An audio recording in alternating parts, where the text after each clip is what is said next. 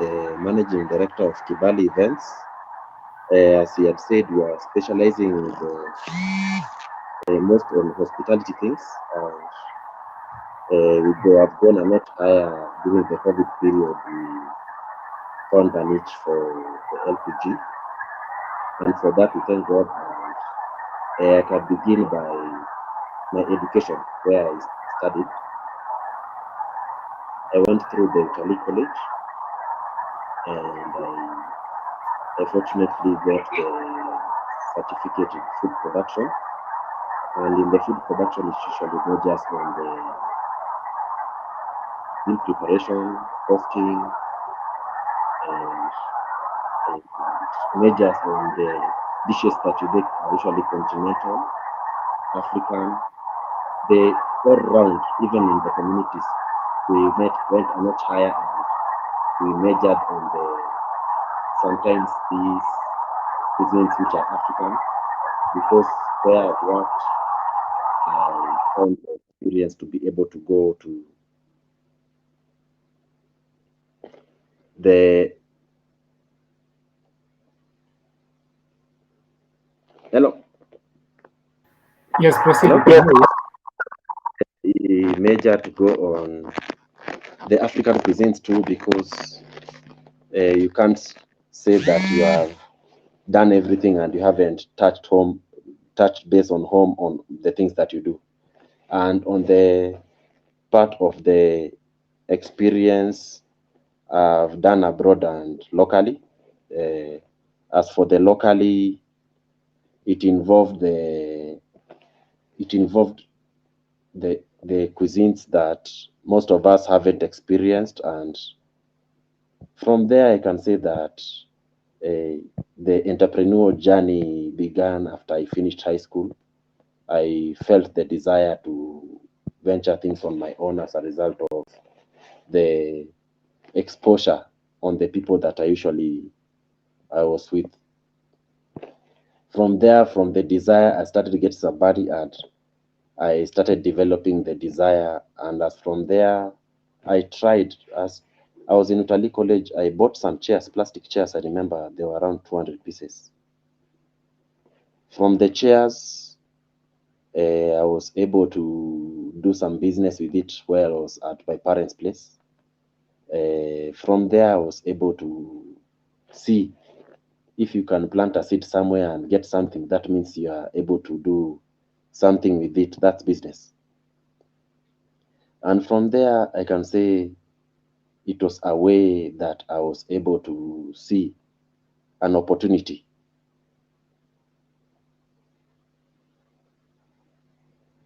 And from there,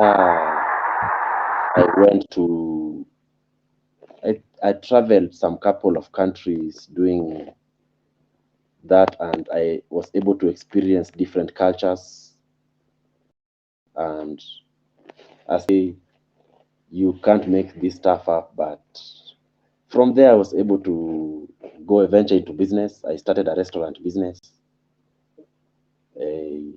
It went well. I did it for around 5 years. I encountered some challenges, and from those challenges I'm able to address personally, because one of them was starting it from the ground, going up.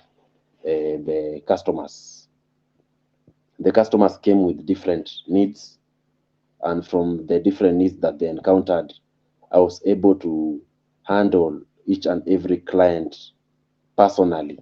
And as a result of that, I was able to get different varieties of people.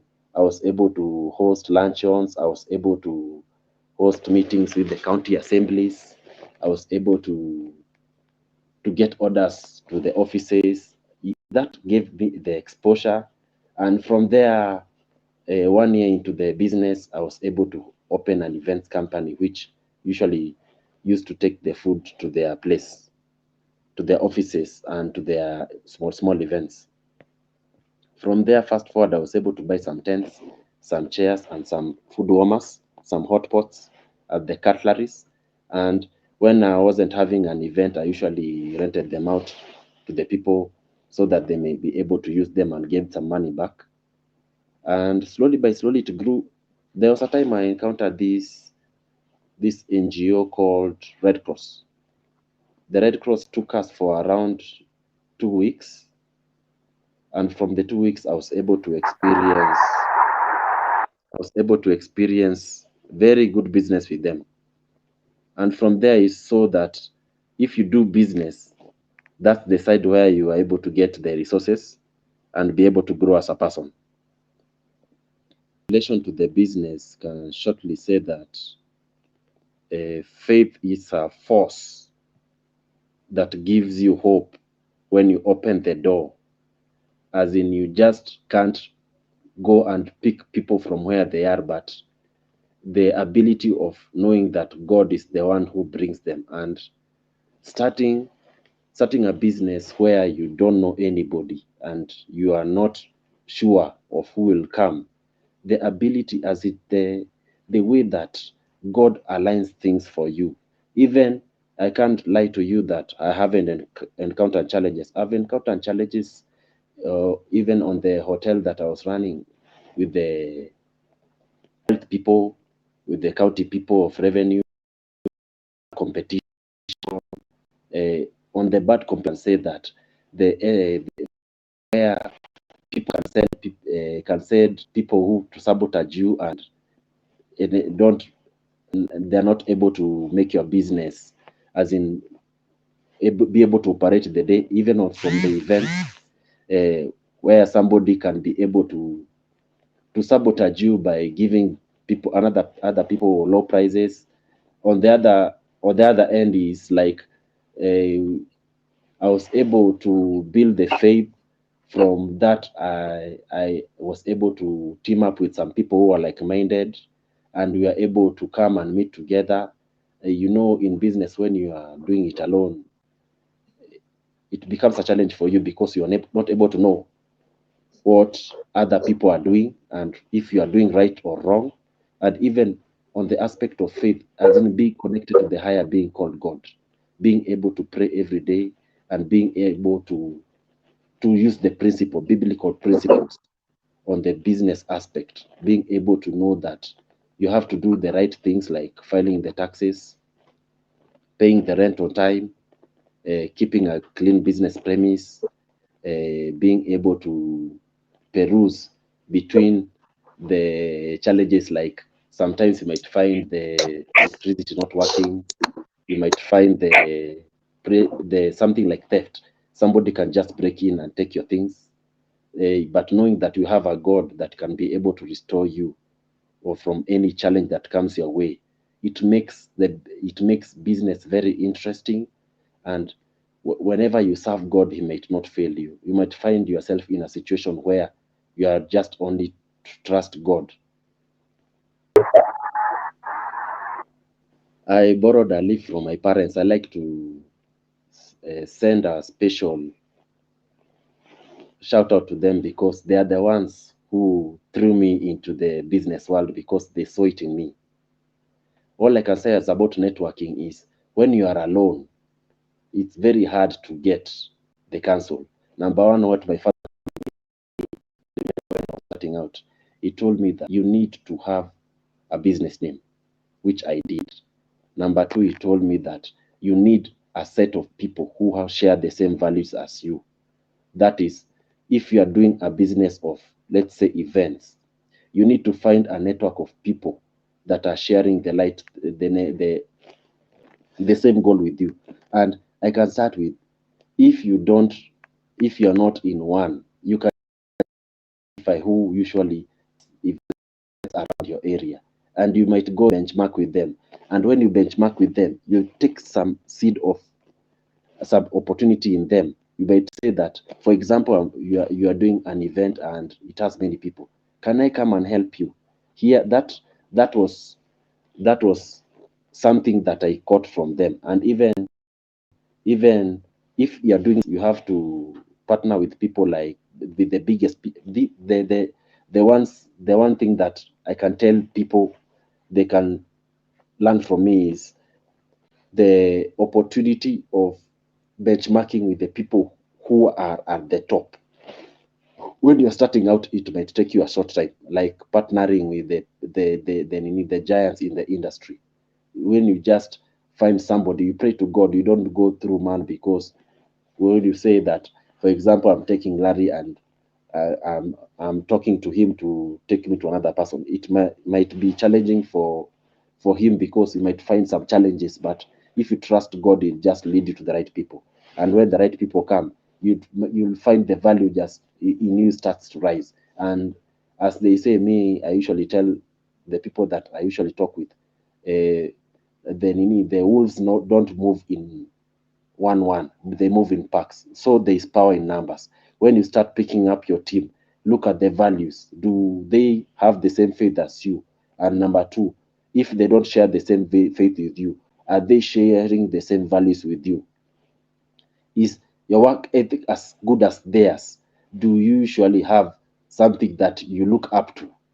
Your targets, are they right? That is one thing that I learned with them. My parents are in the business world too, but they are doing different businesses. So sometimes I usually go there to as in to see if I'm doing the right things. And even on the, I can say, on the LPG industry, the thing that has made me move the fast with the shortest time possible is the ability of being able to see to the giants, and being able to know what is happening in the markets, and knowing where the government is heading in terms of everything.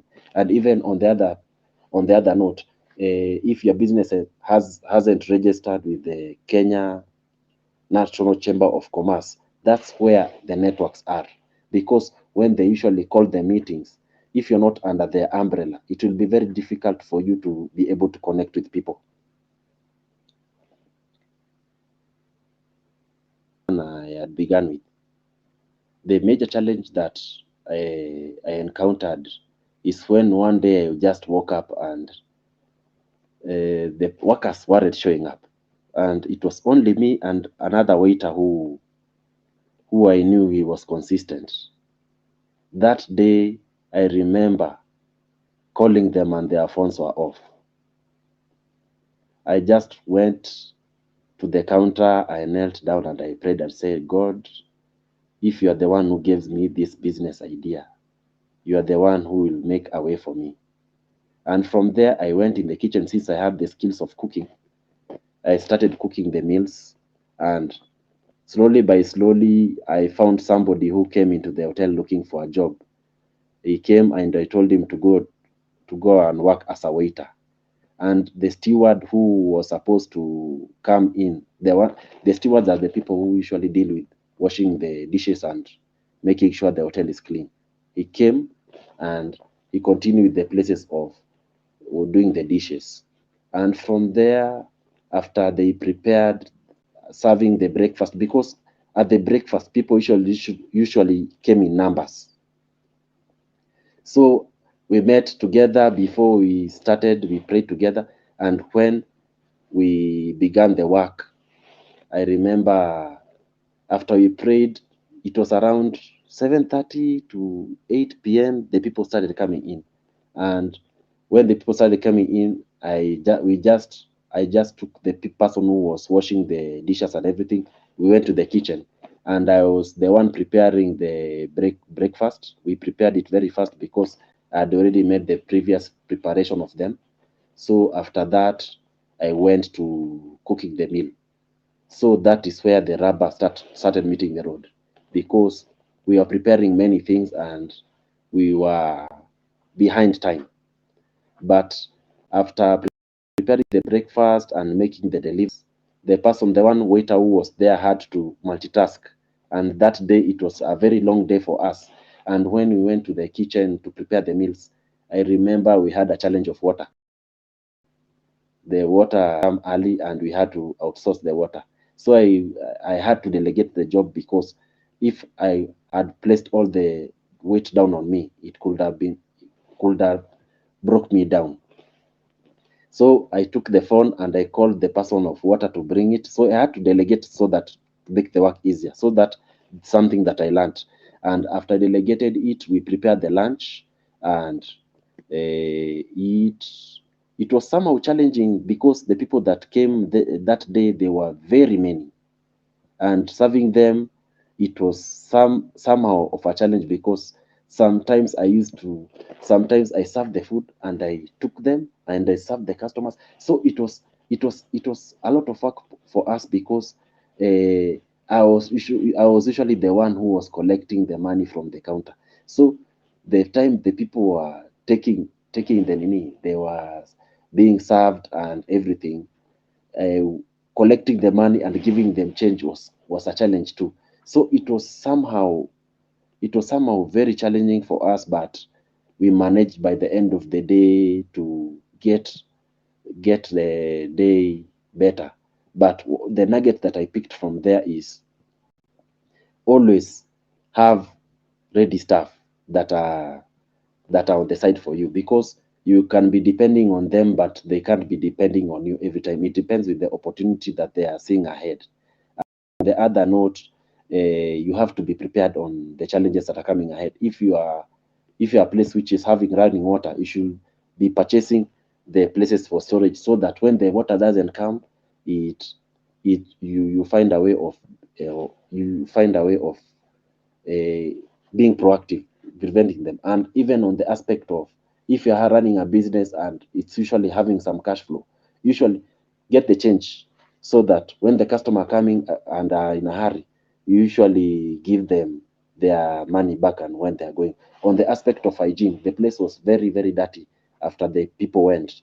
Another thing I learned, that understaffing your business, it might cause a major shock, because if you're not able to staff your people well, you might have a big challenge in retaining the customers that you are having. On the other note, it was the issue of time. Whenever you keep time as a boss, their workers will be ahead of you. And another thing, I can say that it opened my eyes on the ability to look for people who are sharper than you, because when they're sharper than you, you'll have a lesser time worrying about the focusing ahead of your business in terms of growth and scaling, upscaling. Yes. Mhm. I can say something. Uh, I worked first before I got into business, so I experienced the best of both worlds. And as I worked, I had an experience of serving the president, who is President Ruto. I managed to serve President Uhuru Kenyatta. I managed to serve the Raila Odinga and the ministers who were back then. And on the other side, I got the opportunity to even serve people who are very senior. And that was an opportunity that I got into the workspace. And on the business side, I got an opportunity to be able to mingle with the people that I wasn't able to. I didn't think that I was able to mingle with them in a short span of time.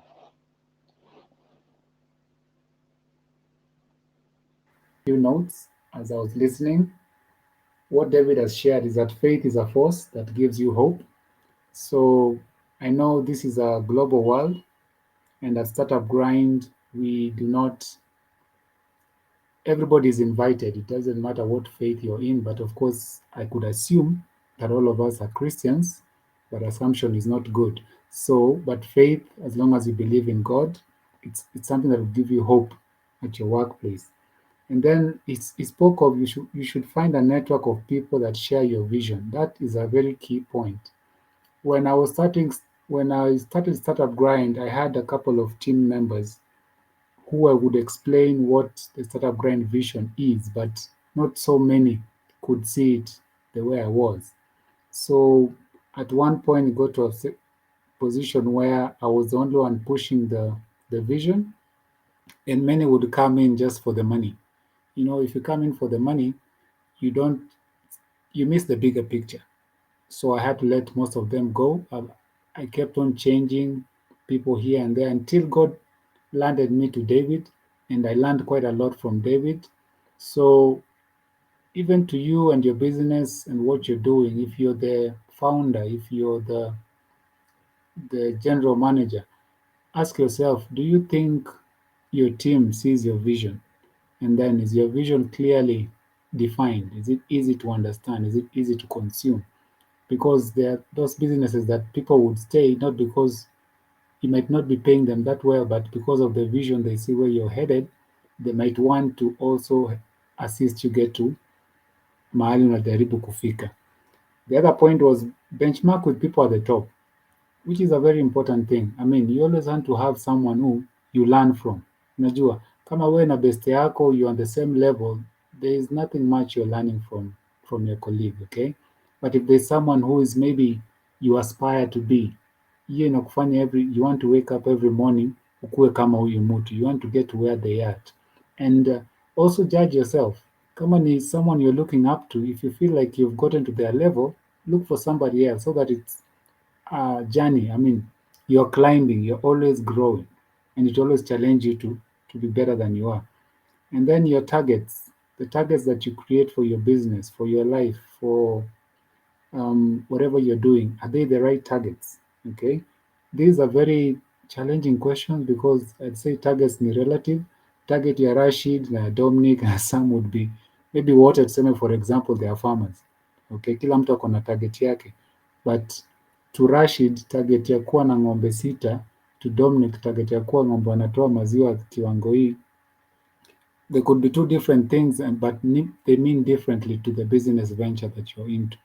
Okay, and then you also said of be able to seek giants. Of course, giants are the people at the top. You know, those people that you're seeing that ukiambiwa huyu mtu alikuja kusema, amesema he served the presidents of the world, you know, of our country, not world, yeah.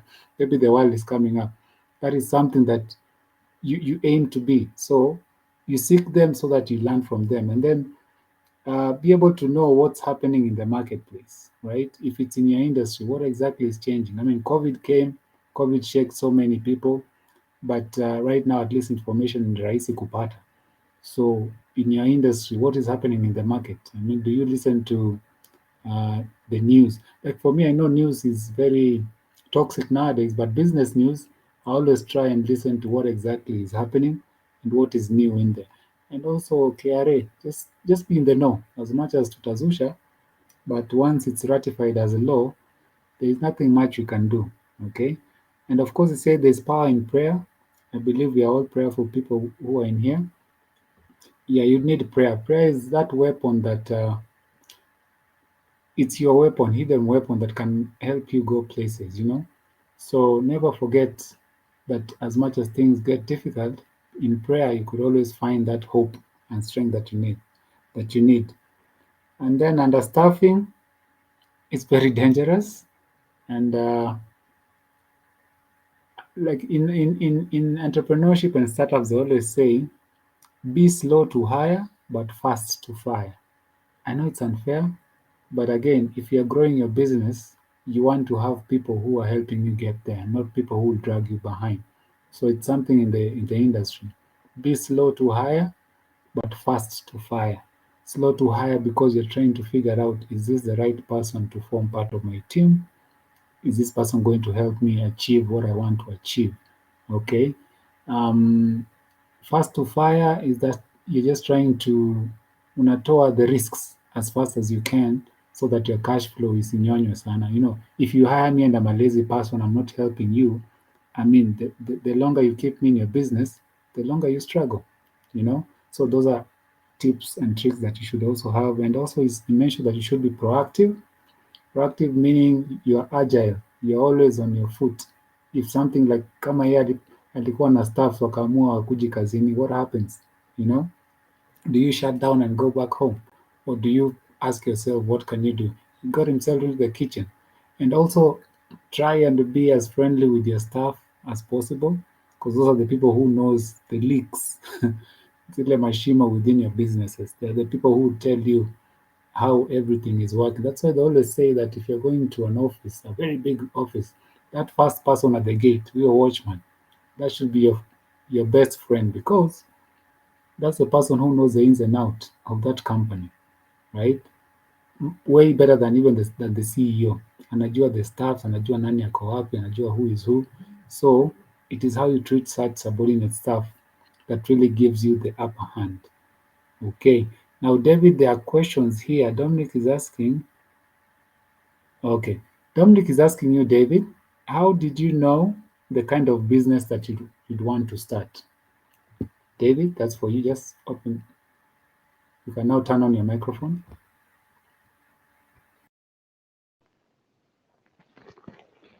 The kind of business that you want to do, it depends with their desire. What is your desire? And if that's in you and you have the gift in you, you know, everybody was born with their own giftings.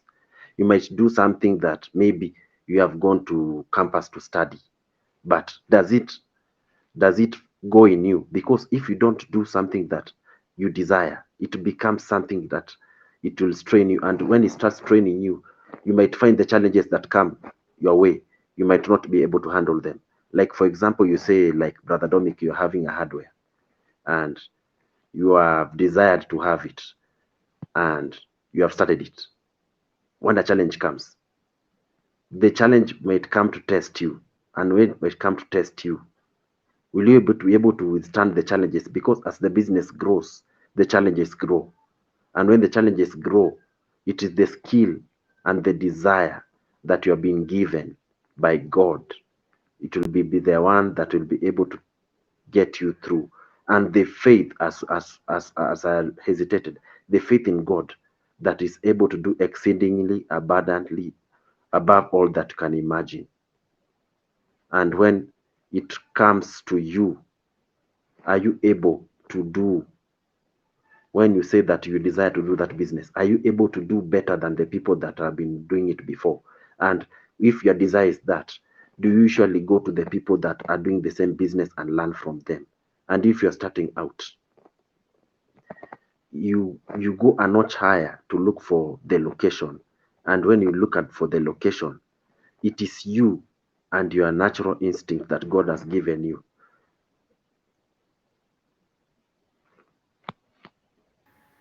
Thank you for that, David.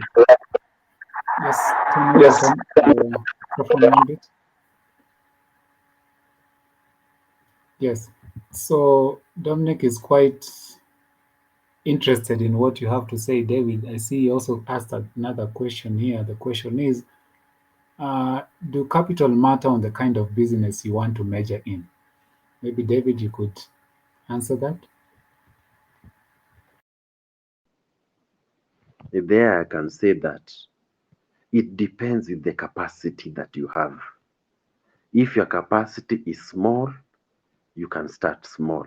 But when you start small, if you don't increase the capital that you are having, it will be difficult for you to reach your destination. But I can give you another case scenario, the one that I told you by leveraging. By leveraging with the giants, when you create that relationship, because we haven't spoken about the relationship, when you leverage on the relationship that you have with the person that is at the top. I know he took a long time to get to the top, but when you leverage it with a good relationship, it might take you a short time by developing the capacity. Because if you look at the Indians on how they run their businesses, and the Chinese and the Jews, they usually have this unique work ethic that when I don't have it, my neighbor is having it. And when my neighbor is having it, when I sell it on his behalf or their behalf, I'm able to make the money, but not by my own capital, but by their own capital.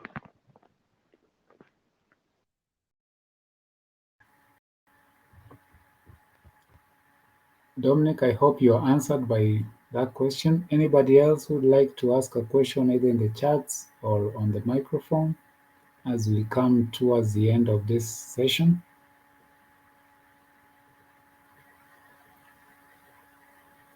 You can either use your microphone or the chats.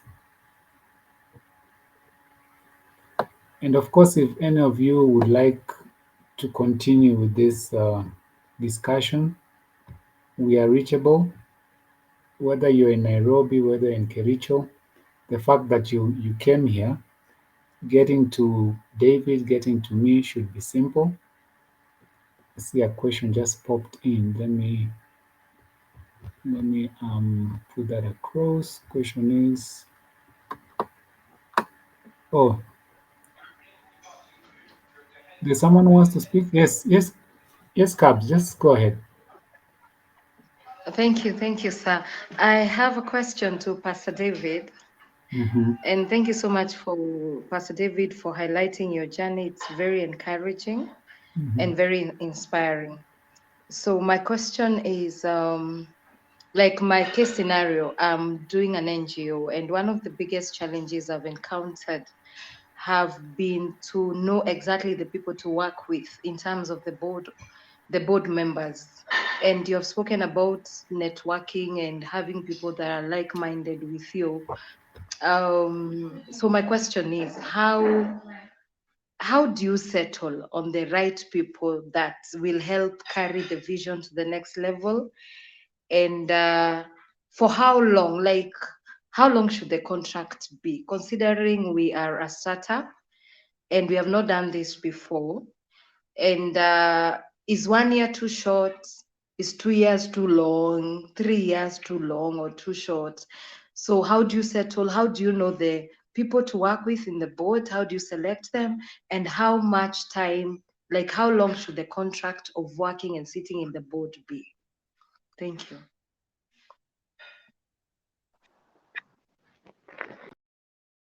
I've got the question well. First of all, the NGO has to be established. It has to be stable. Number two, on the issue of partnerships and the people to work with. First of all, you can start with a contract of around 6 months. For the 6 months, you can be able to evaluate them, because if you tie yourself down with them in the long road, you might end up getting the wrong people. And on the aspect of knowing who is the right person and the wrong person, we might guide you to the right person by networking. I have a few contacts that I might share with you, with the people that might be able to be of assistance to you, whether international or local. And on the issue of making sure that you are making the right decisions, you know, we are dependent on God. And when we talk to God, God never fails us, because whenever we ask from Him, He usually sends a sign, or He might send you somebody along the way. You might you might not understand it, but maybe the people that are here with you, maybe some of them have other people who know other people, and through that connection, you're able to know the right or the wrong people. And another issue is on the as you continue networking with them, your value grows. And when your value grows, you start finding yourself in avenues where people are meeting and talking on issues, matters, governance and NGO social work. And when you reach on the social work, you're able to connect well with the people that share the same goal with you.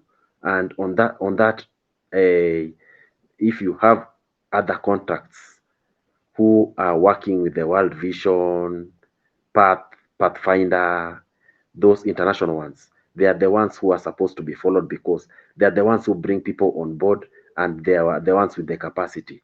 Or my wisdom that I can share with you, you can go with people with the biggest capacity that can be able to share with you and show you the other directors who have started their projects from the ground up. And on the issue of money,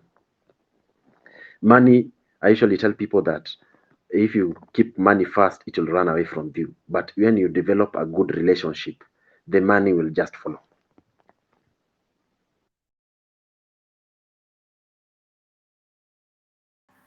Thank you for that, David. And maybe if I could also chime in, Cabs, you let me know what um, your startup works on. Maybe after I'm done, and what you're trying to achieve. You say it's a social enterprise, but I think you'll explain better. I think when it comes to choosing the board, you should ask yourself, well, first of all, you have to research deeply, and also you should. It's like an interview, just like any other job interview, right? Remember, you want a board that would know your vision. You want a board that will take you to where you guys want to be, and also a board that would help you connect to the right people, not one that will just sit and stay comfortable.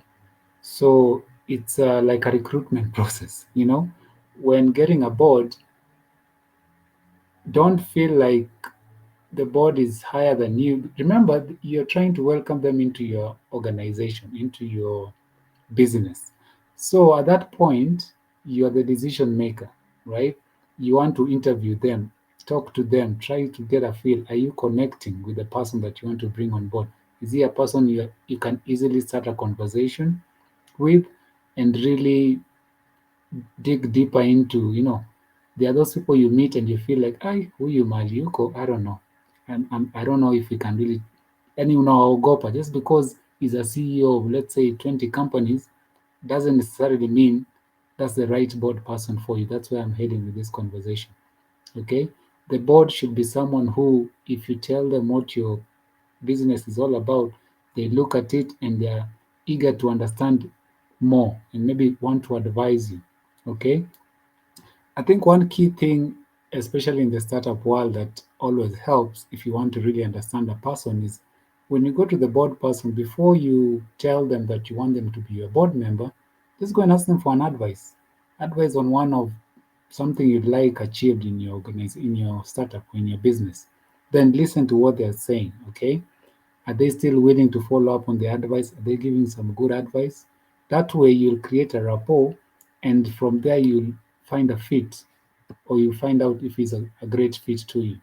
So maybe Cabs, give the floor back to you. Maybe tell us more on what you're working on, and then we'll see maybe how any of us could also reach out to you. Before he continues, I can say Yes. first of all, you can see on the aspect of integrity.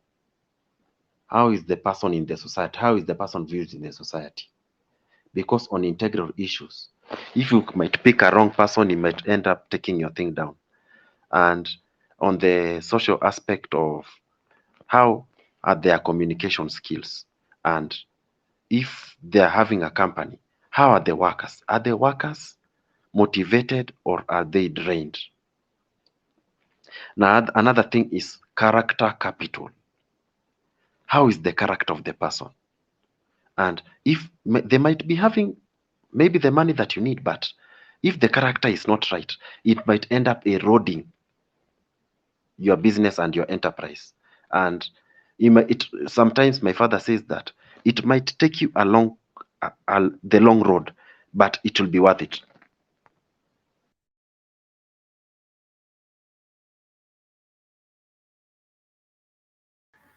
Cabs, the floor is yours if you want to chime in. Wow, thank you very much. I'm learning a lot. Thank you. It's such an honor to be, amongst you. And I've been talking to Pastor David, and as he sent me the flyer, I was like, please make sure you address the issue about startups, how to execute the vision and the idea that you have. And I'm just seated, feeding and getting to listen to everything that you're teaching us together with Larry. Thank you very much. So Larry, you mentioned that I let you know what we are dealing with. So afterwards, or At this point, since you're interactive, should I'm I giving like? you, yeah, just go ahead and just maybe briefly tell us what it's all about, and then of course after I'll make a point of maybe getting to know more. Just briefly.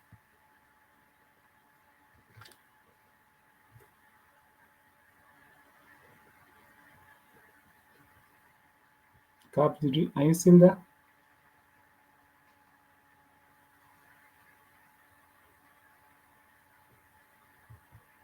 Okay. Did we lose Cabs? And so we want to be Okay. providing them with life, career, and entrepreneurial skills that will lead them to a brighter future.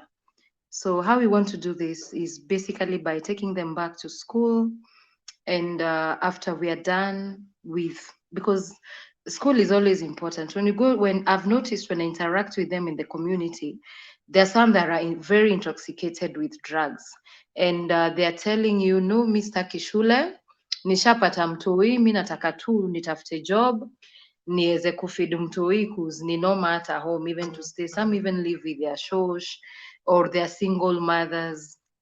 And so we are having to do a lot of talking to them and showing them how important it is for at least to have that KCSE paper certificate. And then now from there, if they want to pursue higher education, we will also facilitate. But if they don't want to continue, that's where now we come in as entrepreneurs and we train them on short courses. Then we help them with startups by give them capital, probably in kind, and enable them to go back on their feet, as well as also help their children gain a decent education, and also teach the mother how to have a good relationship with money. Yeah, basically that. No, thank you very much for that. Really appreciate you for that. And anybody else who Yes. want to chime in? I don't know if we are all on LinkedIn as business people, or which social media network do people use? I hope we're on LinkedIn. Let me say that. That's the best, most professional network. For those who don't like it, itabidi tu. Anyway, any other person who wants to say anything about their business? Let me see if there's any other question. No question. So I'm winding up. David, maybe you could give us your parting shot and then we finish this off.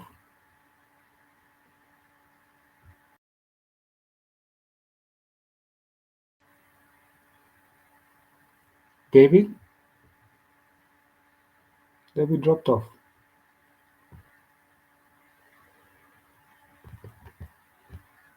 Okay, I hope we found this session valuable and people have learned from it. At Startup Grind, this is what we do. We try and help each other out in our businesses, in our entrepreneurship journey. We bring in great speakers like David, people in different various industries.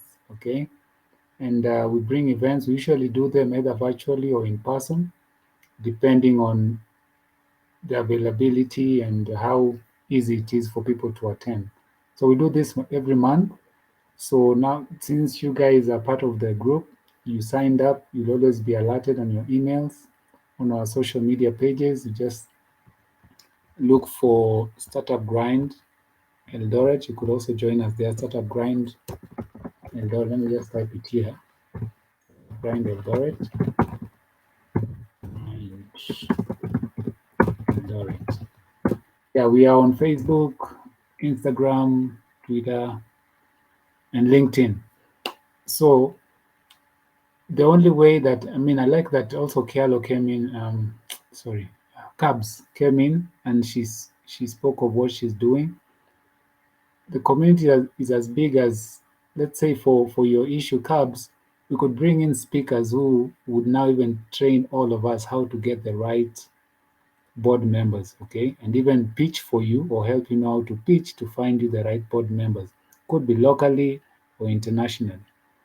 Because what we're living, they say the world now is a digital village, and the more network you have that are of worth, those are the people that help you really grow in whatever you're doing. Otherwise, I really appreciate all of you for your time. I don't want to keep you past the time that we saved.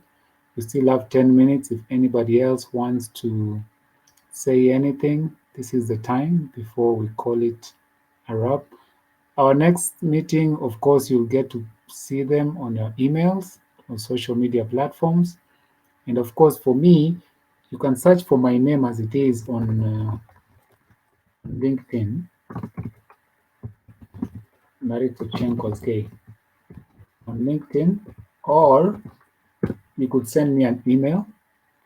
My email is at larix@startupgrind.com. And from there, we could talk more, interact, and maybe help you grow in whichever field you're in. I really like connecting people because that's what has gotten me to Startup Grind. And there's so much greatness in just hearing what people do and learning from them. Okay? Since there's nobody else,